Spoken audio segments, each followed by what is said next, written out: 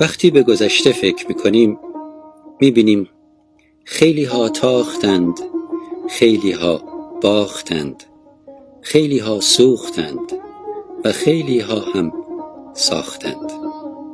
خیلی ها نفس راحت کشیدند و خیلی ها از نفس افتادند.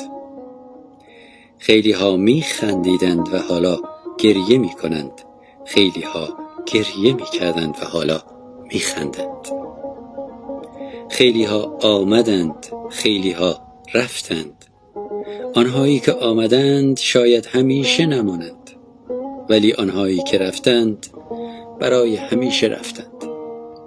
در زندگی سختی های زیادی وجود دارد، اما ارزش زندگی بیشتر از سختی هایش هست. مهم نیست که دنیا چقدر نامرد است، مهم این است که ما مرد باشیم.